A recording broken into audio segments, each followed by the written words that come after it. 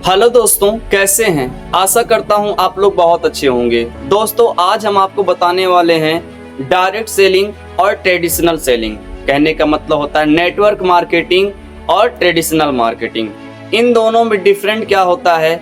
आज के समय में गांव-गांव में, कस्बों में फैल रहा है नेटवर्क मार्केटिंग, जिससे हम डायरेक्ट सेलिंग बोलते हैं। और बहुत सारे लोग इसके झांसे में आते हैं। ऐसा बताया जाता है कि लोग इसके झांसे में आ जाते हैं और बड़े बड़े ख्वाब देखते हैं, अमीर बनने के ख्वाब देखते हैं। तो दोस्तों, आपको बताना चाहेंगे, सबसे पहले मैं आपको बताना चाहूँगा कि जो डायरेक्ट सेलिंग होता है, यह एक नया मॉडल है बिजनेस करने का।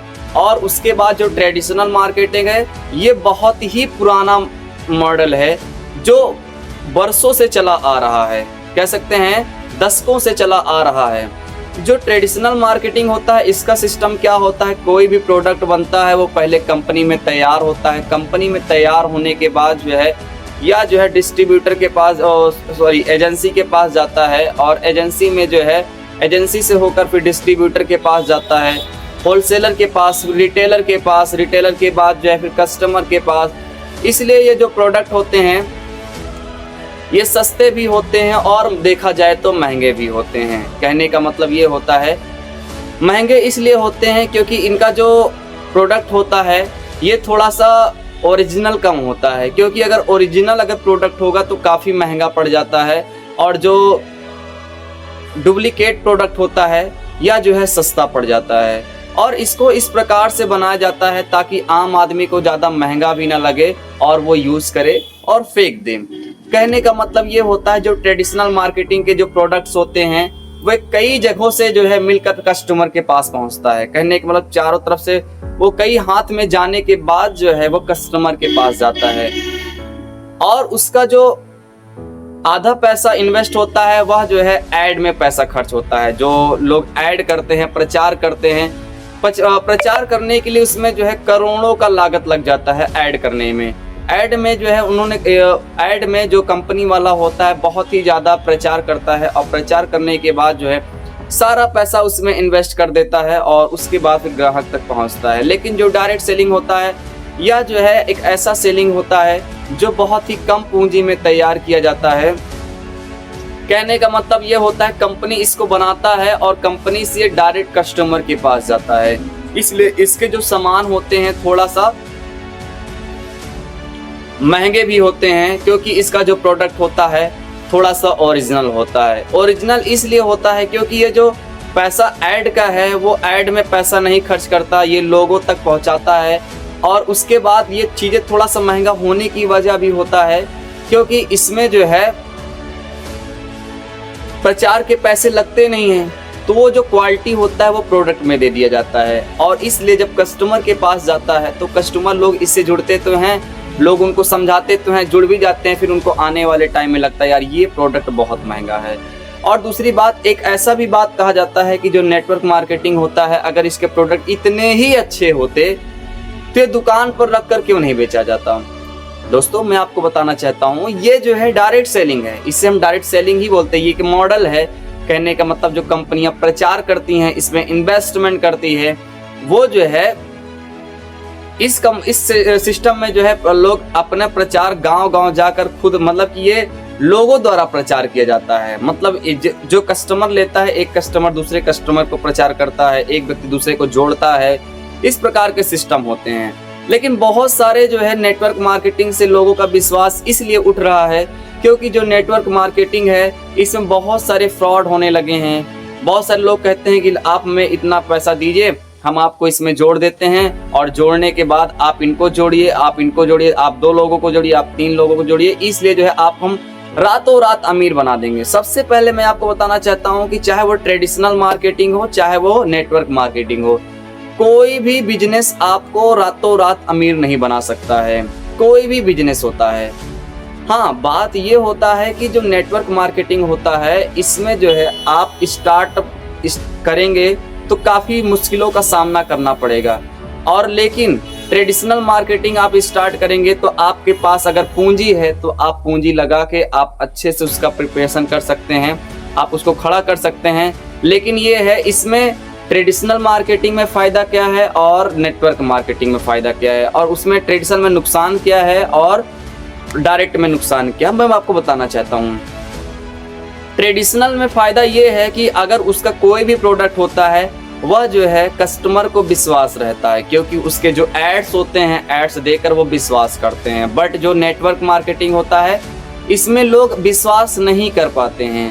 इनको क्यों नहीं विश्वास कर पाते? क्योंकि इसमें जो है जो सेलिब्रिटीज़ होते हैं ये लोग प्रचार उसका नहीं करते हैं। ये जो है आप जो काम करता है इसमें वो खुद स्वयं जाकर लोगों को जोड़ कर बताता है। और ट्रेडिशनल मार्केटिंग में क्या होता है, प्रोडक्ट का ब्रांड होता है। लेकिन जो नेटवर्क मार्केटिंग होता है इसमें जो है मेंबर खुद ही एक ब्रांड होता है। मतलब कहने का मतलब इसे प्रोडक्ट ब्रांड होता है, इसमें मेंबर ब्रांड होता है। मेंबर खुद जाके उसको प्रचार करता है। और